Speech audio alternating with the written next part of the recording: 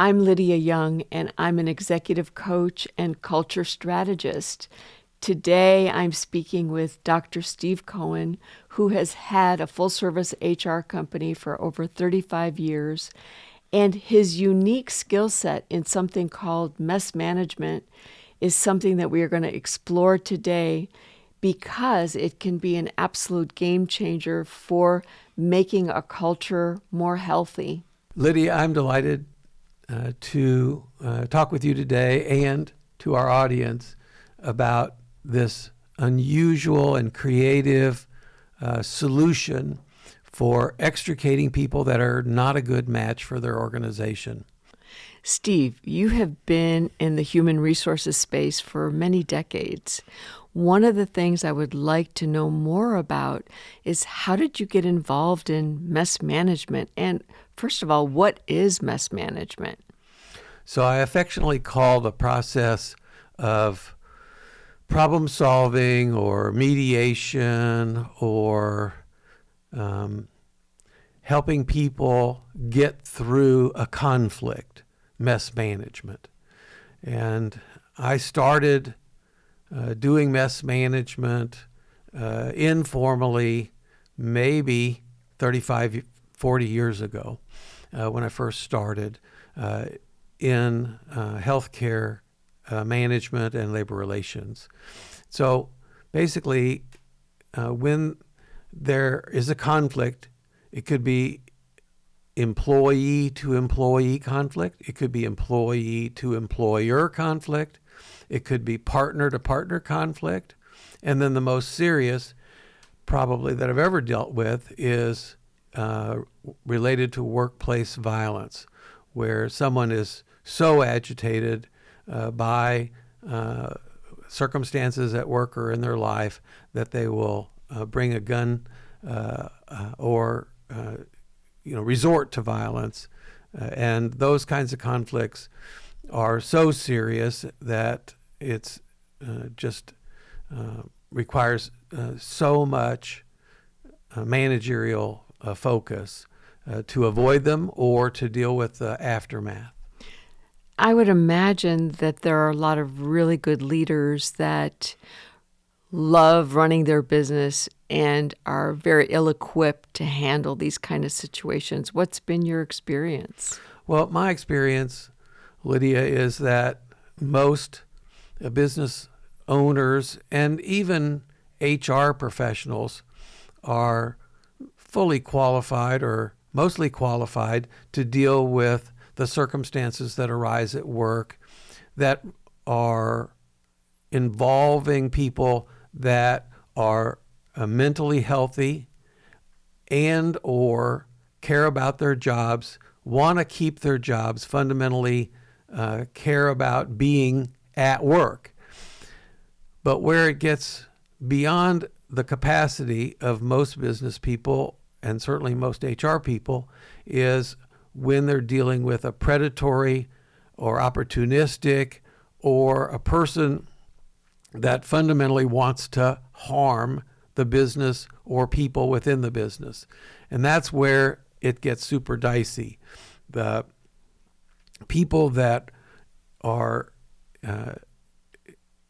in a frame of mind that they want to hurt somebody, they want to take advantage of a situation. But these are really difficult situations where people have extreme emotions. They're very usually angry or sad or feel like they've been treated poorly.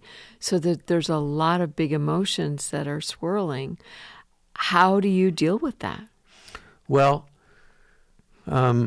generally speaking, they're not mad at me. And that's one of the reasons why it's important to bring in somebody else. Many of the times that I'm dealing with these kinds of people, I'm extricating them or terminating them. The worst thing that can happen when you terminate somebody is they come back with a gun. Next worst thing is EEO or legal entanglements, Human Rights Commission violations. And then thirdly, they'll always badmouth the employer in their marketplace. So I structure the exit so none of that happens.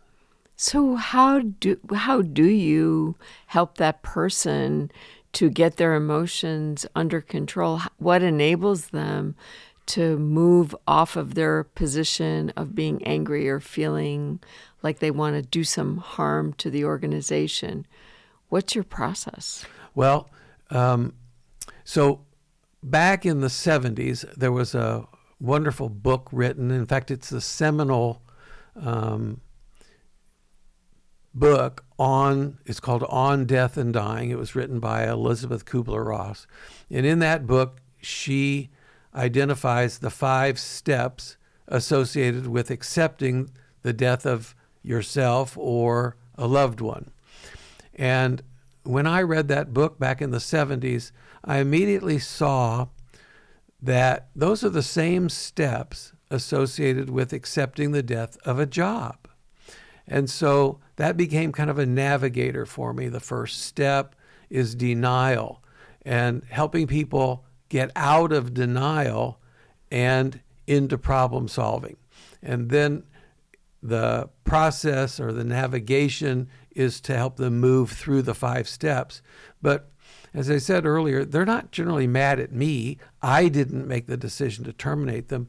I'm the person that's facilitating. So having said that, my first rule of thumb is I don't get emotional, and I'm not offended by anything that they say. They can say anything that they want, and I'm not going to be intimidated by that situation. I'm not intimidated by people or situations in general, and that makes me kind of hardwired to deal with mess management anyway, and I discovered that when I was a kid. And so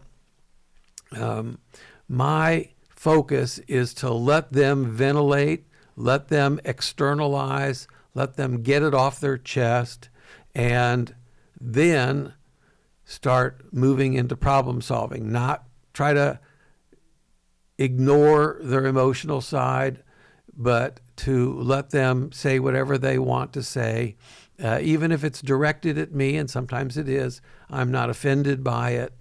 The next thing, and it's really one of the most important elements to consider, is that I'm helping them to understand the difference between what they want and what's in their interest. There's a huge difference. What they generally want is to turn back the clock and go back to the point where they were in relative good standing, and then kind of do a turnover or turnaround, and that isn't realistic, of course. Right, because once the situation has gotten to the point where the organization wants them terminated, it's beyond the point of really fixing it on their own. Right. They're not salvageable in the eyes of the organization. And so I help people understand that, yes, they've lost this job, but there isn't any reason why they couldn't be successful in the next job. That they're not a bad person. They're just a bad match for the needs of this organization. And then start moving into what's in their interest. And it's never really in their interest to fight with their employer. It's in their interest to move forward in such a way that they can be successful in the next endeavor. Right. So it sounds like it's a very honorable way for them to move on. Exactly. And in fact, I've been told by many people that I've gone through this process and extricated them. I have been doing this for so many years that I've had an opportunity to follow several of these people. And many, many times people have said, I'm so glad you got me out of that situation and I'm flourishing in this situation. Sometimes they start their own business. Sometimes they find the next boss that they're in sync with, that they're a good match for. And people intuitively know that they're not succeeding in this current job. But they can't go home and tell their spouse, I quit. But they can go home and say, I was terminated or I was laid off. And now this gives me the opportunity to do something else that I would like to do more.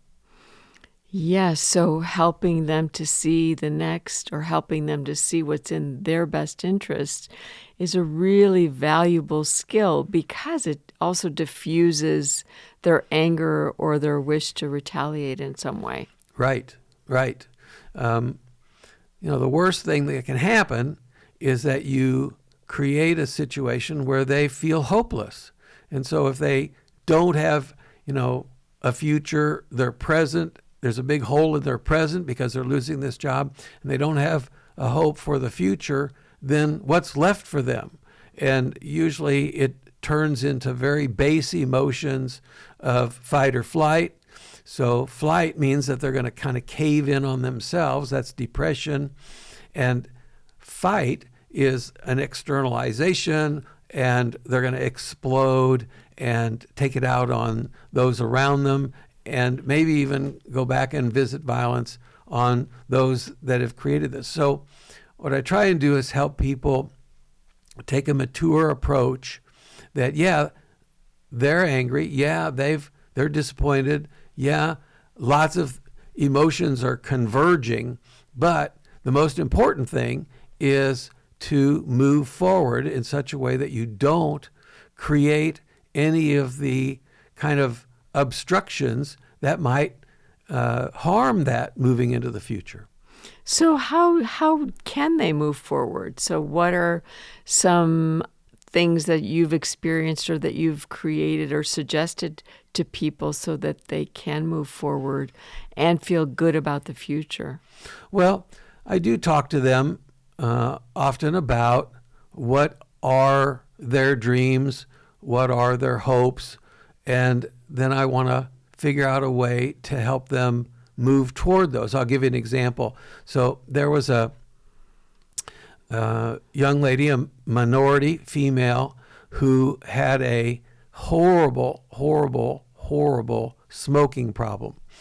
She was addicted to cigarettes, and as a result, she developed a significant smoker's hack or smoker's cough. And of course, her clothes smelled of nicotine, and it was a pretty unpleasant experience for those around her. So it happened to be in a bank. She was a teller at a bank, and her coworkers were sick of this 20, 30, 40, 50-second hacking experience, this smoker's cough. And it almost seemed like she needed to be Heimlich because she was choking. In the reality of it was that she was just coughing as a result of this constant smoking problem. And so her coworkers were not sympathetic. They were grossed out by all the sputum and everything else you can imagine that went with a constant cough and hack.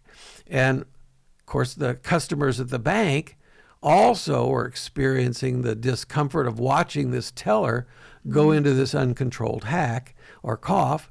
And then they saw her coworkers kind of responding inappropriately. It looked like she was in distress, and the customers were seeing, oh my gosh, do you see the disconnect?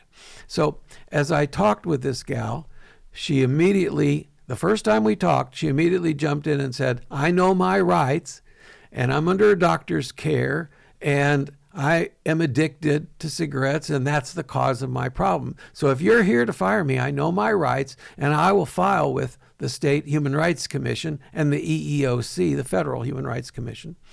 And I said, I'm not here to terminate you. I'm here to try to understand the situation. And she said, and that's when she explained that she had this addiction to cigarettes, and it had been going on for over 10 years. So now that I understand that part of it. I said, well, tell me what you're doing with your life. What are your plans for the future? And she said, well, my plan, I'm in school, and my plan is to become an accountant and actually to become an auditor. So I gave it some thought, and I came back and said, that's a great idea.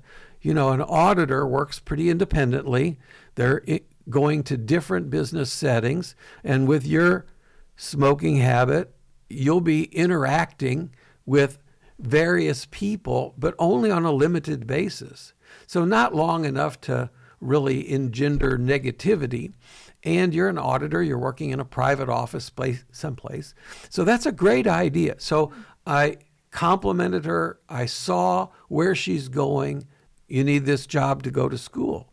Yes, that's primarily why I'm working, is to have my expenses covered. I live at home fairly inexpensively, but this job still is important to me. So I said, how much does it cost to go to school? And it was a inexpensive state school. It was about $4,000 a semester. She's got 3 semesters to go, right? You with me? Right. So there's about $12,000 cost associated with her school expenses to get her to the point where she is in a position to be hired as an accountant and an auditor. So I figured $12,000 plus maybe another $1,000 or $2,000 for books and other expenses. And so the real creative part of this mess management process is to come up with a win-win. It would be easy to say, we're sick of you, you're fired, and then for her to turn around and say, oh yeah, I have rights and I'm going to file an EEOC claim.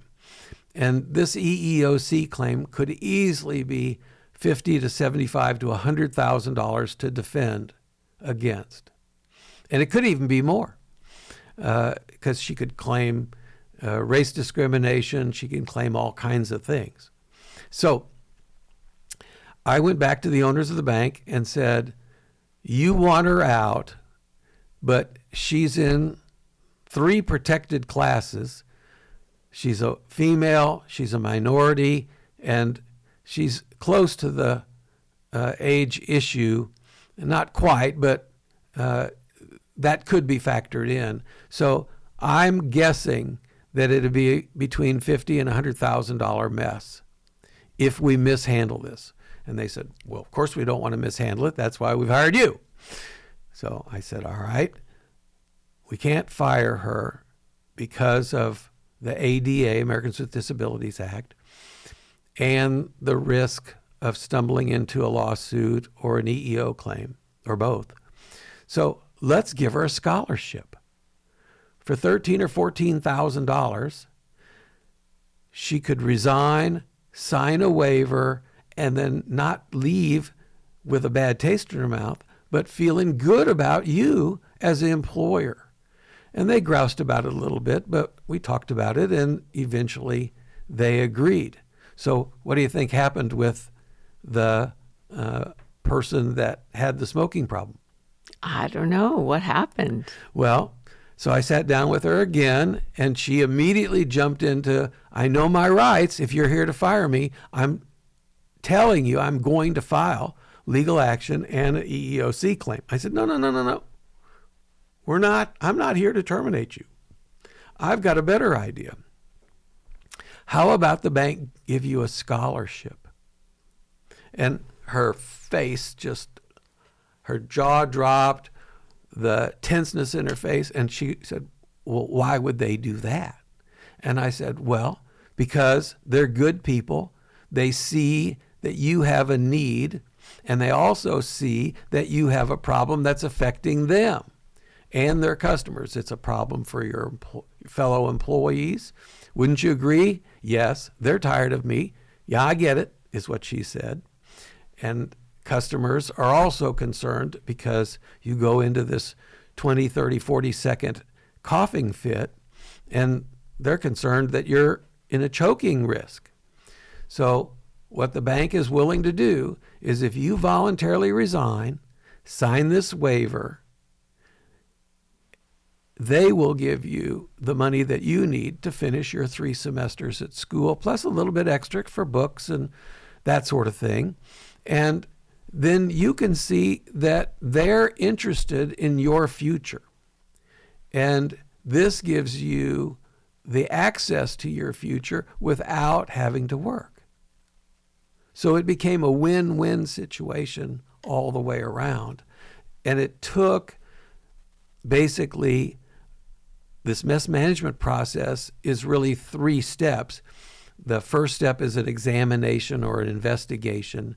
The second step is kind of pulling the data or the findings from the examination and really understanding the problem and coming up with a solution that is a win-win. That's where the real creativity is.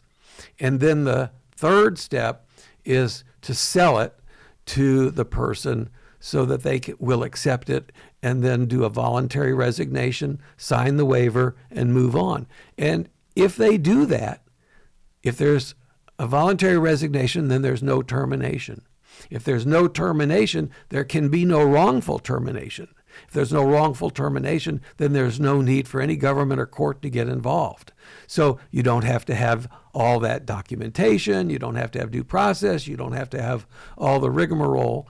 It's a negotiated exit, but it's based upon understanding what's in that person's interest and then aligning the interest of that person with the other party in the conflict, and then presenting it. Now, if I started out as adversarial or judgmental, then she would be wary of me. She would be looking at me as part of the problem and part of the bad, the other side. Right. My job is to kind of get on her side of the table as well and help her understand that I'm here to solve a problem, not to just get rid of her and hit the flush button on the toilet. That doesn't help. That's just an immediate solution. The midterm solution is that they can come back with a gun or a lawsuit or anything. Yeah. So that's brilliant. So what is one of the most interesting or challenging cases that you've had? Gosh, there have been so many. That case with the bank and the smoker was one of the most interesting. Another one was an individual who worked in a medium-sized construction company, and they were the best worker. They had the best safety record. They had the most technical competence in that field. I believe they were a sandblasting company. And but at the same time, this person turned the company into OSHA because he felt like there were some safety violations. OSHA came in and did its examination and found no safety violations. And so that's pretty unusual. The company didn't do anything wrong and they survived it. The next year, the same employee turned the company in to I think it was the Department of Labor. And this person didn't understand what prevailing wage is. And that's where a government contract pays at a higher level than a private contract. And so this EEOC examination was conducted and the company survived that. So the owner, not only was this guy the best that they had, he turned him into OSHA and then to the Department of Labor, and he was the owner's son. Wow. So you had this family dynamics tangled up in it. And so the owner came to me and said, it's obvious that I can't have my son working for me anymore. But I still love him. Yeah. So I want him gone but I want him gone in such a way that it protects our relationship. I got to have him back at Christmas and Thanksgiving. So he's got to go, but you have to structure it so that our relationship isn't harmed. Wow, that is a tall order. Yeah. So what did you do? Well, again, I talked to him, and it turns out that he was not dishonorably discharged from the service, but not honorably discharged. I think it's called a general discharge. And then he had been terminated from a previous job. And I think there was another incident in school that he was actually expelled from school and didn't go back and finish his education. And so it was pretty obvious to me that he had a problem with authority. So what could he do that could provide him with a living that wouldn't put him in too much contact with authority? So the first step is this analysis of the situation. The second step is start to figure out what a solution is. So this guy was in his late 20s and chip on his shoulder and angry at this situation that he has precipitated. And so I said, what are your dreams? What would you like to do in an ideal circumstance, in an ideal future? And he said, well, I really don't know. And that's not an unusual answer for a person that age. So I said, well, let's go down to the local university, and there are aptitude tests, and let's find out what you have aptitudes for. And so he was willing to do that. So he took the battery of tests, and he had a really good head on his shoulders. He was very bright. And it turns out that he had an aptitude for chemistry. Wow.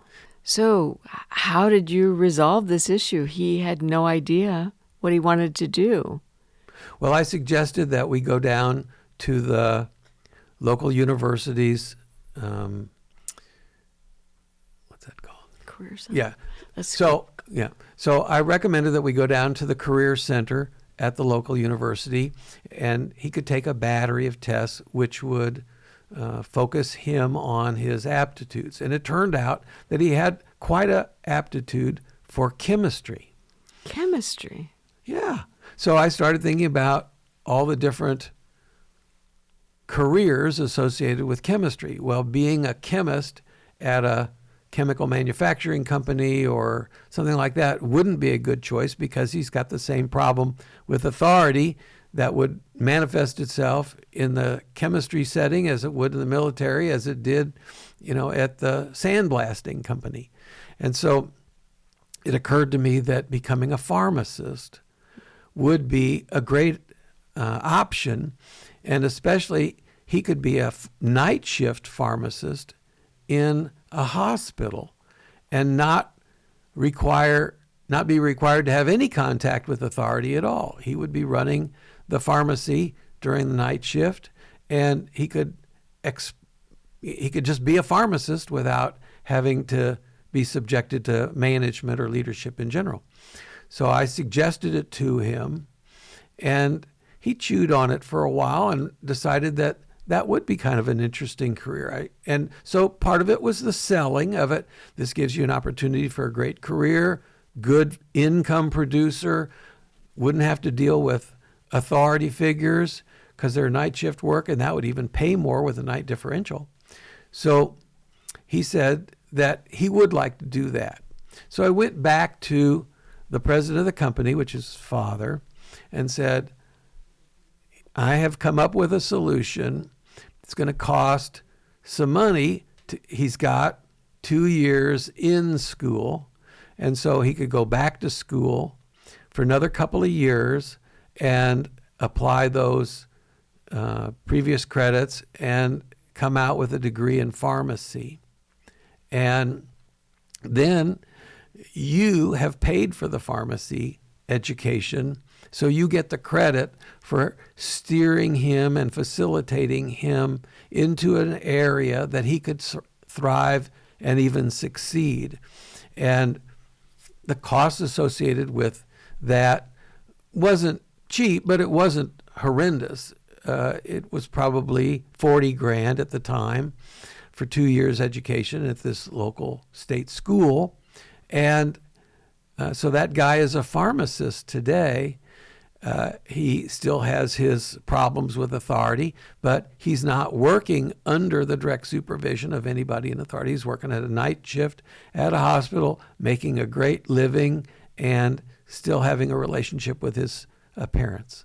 So what a great solution for the family, too, that they enabled him to find a way to whatever his next career was, and that they sponsored him to do that would feel like a massive gift that would engender a lot of good feelings. Yeah.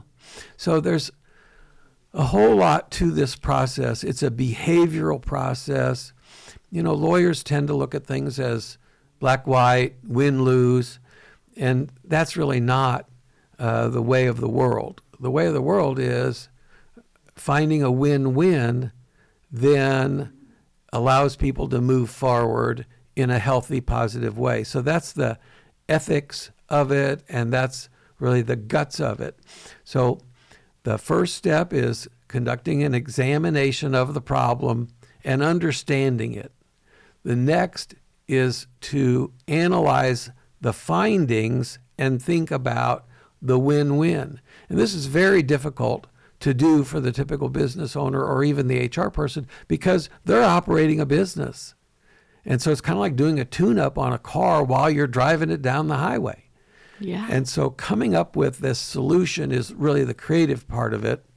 And then the third part, the third step, is selling it both to the person that's being extricated, and that gives them this futuristic hope and a direction for their next step, as opposed to being stuck in the uncomfortableness of the present.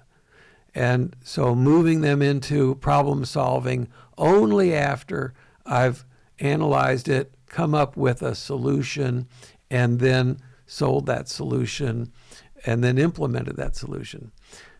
It's a neat process. Well, it is, because you are really in service to their finding something meaningful. Right. It's not just about getting the logjam out of the organization. It's about really, really looking at what would be an inspiring future for them. Right. And enable that business owner or company to also be held harmless. Exactly. And it's so important to button these things up. It's one thing to get rid of the person, but that really doesn't get rid of the problem. The statute of limitations for these kinds of things is 2 years. So they can come back on you, if you're the employer, up to 2 years from the moment that the termination occurs. And so who's really prepared a year or 18 months or 20 months later? And yet it happens a lot, more than you'd expect.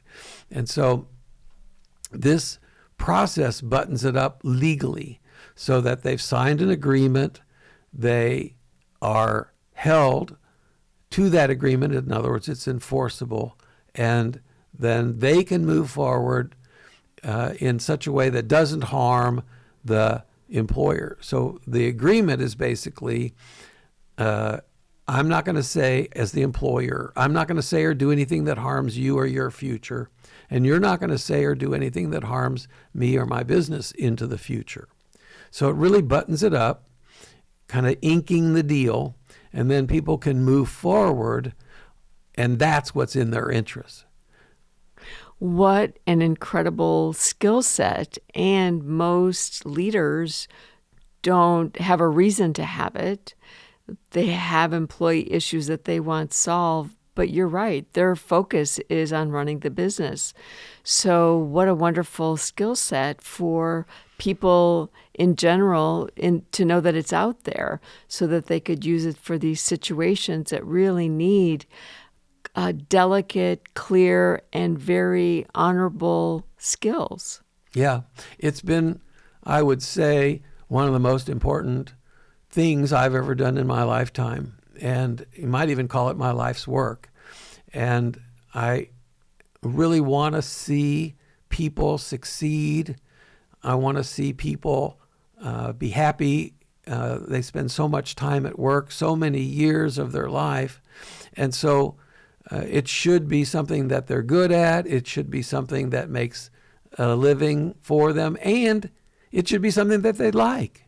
Most of the time, people are stuck in jobs that they're good at and make money, but they don't really like. And they're not happy because of that. You know, there are lots of jobs that people could find themselves into that they like and they're good at, but they don't make enough money. Or that they like, but they're kind of wishful thinking that they'll be good at it. And so then they fail. Most of the time, people are hired because of their skill set, but they're fired because of their interpersonal skills or lack thereof. And so what I love about this work is that I can help people find a good match for themselves and their company, or themselves and their future. It's not that they're a bad person. It's just that they're a bad match for their organization. So the organization has needs and expectations and a culture. And not everybody's going to fit into that culture. And so helping people understand that they're not a bad person, they're just a bad match. And then helping them understand that it's not in their interest to fight. That what they might want to do is fight, but it's not in their interest. What's in their interest is to get something without a fight and move forward and not have this court battle or, EEOC or Human Rights Commission kind of battle that's going to carry on for, in some cases, years. So they need to take something, if they can get it without a fight. Everybody needs to get something. And that could be a good reference. That could be, access to their phone that they've been using, a computer, even the car that they've been using, if that's the case. So I help the employer let go of certain things, and the objective is to get the person out without having them, one, be so mad that they want to come back with a gun or a lawsuit or an EEO, or badmouth the organization in its marketplace. So we want to get them out, but we want to do so in such a way that doesn't cause them to want to retaliate. We want them to be as positive and happy as they can be in this situation, which is pretty tough, the loss of the job. Absolutely. So what is your vision for this training? I mean, you are developing a training to teach other people to do this exact process. What are your hopes for that? This is a very unique process. I've developed it over the last 35 years, and I don't know anybody anywhere that's doing this, and especially anything close to the way I'm doing it.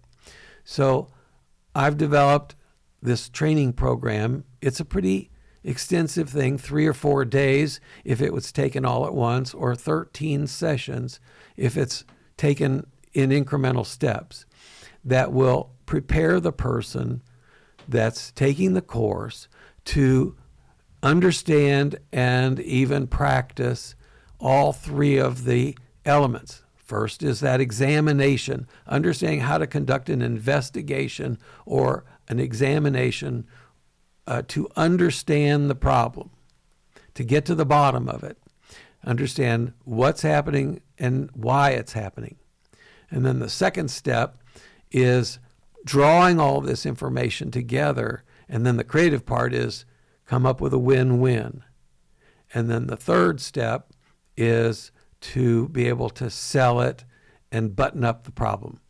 And so to be able to do that will create in this person a skill set that's very, very necessary. There is a need in any organization, no matter, the larger the organization, the more the need. But it's been my experience that the typical organization will experience the need for mess management at least once a year, if not more often. So this training will provide the skill set for the attendee to not be intimidated by the situation or the person, and to know the steps to navigate them through. Remember those Kubler-Ross 5 steps, and then to understand this creative part of it. It's a little harder to teach creativity, but the relationship that I will have with the attendees is that I will be available to them for consultation as they get into the real world of mess management. And that's fun for me. I'm looking forward to that, actually. And then they'll be able to move forward and see that solutions are there that are very behaviorally based. And there are a lot of people that are behavioral in their orientation and will find this skill set amazingly valuable in their career. Well, that sounds like a very profoundly useful offering, and agreed that if companies had someone on their staff that was able to do that, it would save the goodwill of the company, it would save the culture of the company, and people that are not a good fit are generally not happy, and to help those people move on in a way that's very honoring and helps them to see a more powerful and bright future is an incredibly inspiring skill set. Yeah, I mean, I'm excited about it. I mean, imagine what it would be like, Mr. or Ms. Business Person. Imagine what it would be like if everybody at work was there because they wanted to be there, and the people that didn't want to be there were extricated. So that's really the whole process, is that the person that has this skill can help the business extricate in an honorable, legal, and effective way, extricate those who are not a good match for the organization.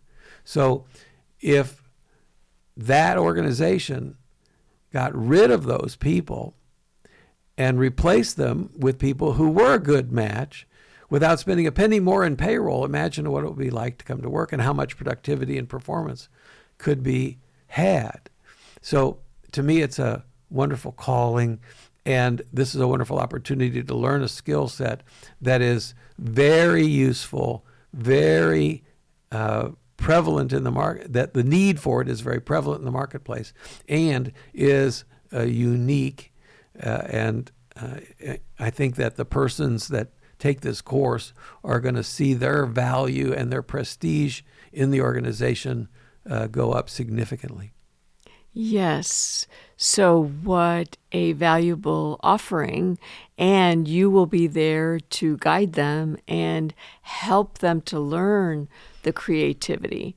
So kind of to catch that ability to think outside of the box, to come up with a solution that's genuinely win-win and enables a really great outcome for everyone. Steve, thank you so much for your insights and also for offering this training. It sounds like it could be a real game changer for businesses to be able to create a culture by having honorable exits of the people that are not a good fit. That's right. This is really important, actually, that the people that are engaged, that are a good fit for the organization, need to see the people that aren't, need to see them out, but need to see them out in an honorable, professional, and effective way. You know, it harms management to allow these people to stay, but it also harms the engaged people to allow these people to stay. So from a vicarious point of view, this is solving lots of problems. This is building lots of goodwill for the engaged people in the organization, as well as for senior management and ownership. Very true. So management is judged by what they do and what they don't do. When they allow people that are not a good fit to stay, it really does demoralize the people that are very engaged. And the way in which they treat people very much tells the employees what the culture's about. So having an honorable way to extricate people really elevates the engaged employees to have faith and trust and in the vision of the owners of the company. Absolutely. Yeah, this is a big element of culture. If people that are a bad match are allowed to stay, they will pull down the organization. And the way they're extricated can also pull down or lift up the survivors or the engaged in the organization. So doing this right has lots and lots of benefits. Doing it wrong, and there's lots of ways to do it wrong, can really demoralize and harm an organization. So there are a few ways to do it right. I'm going to show people how to do it right, and I'm excited about that prospect. Thank you so much. And I am really excited about the new people that you'll get to inspire to learn your process and to be a benefit to the culture of the organizations that they serve. Thank you, Lydia, for the opportunity to share this process. And I'm so excited about the people that will be attending the program and how their life will be changed and their career will be improved because of having this skill.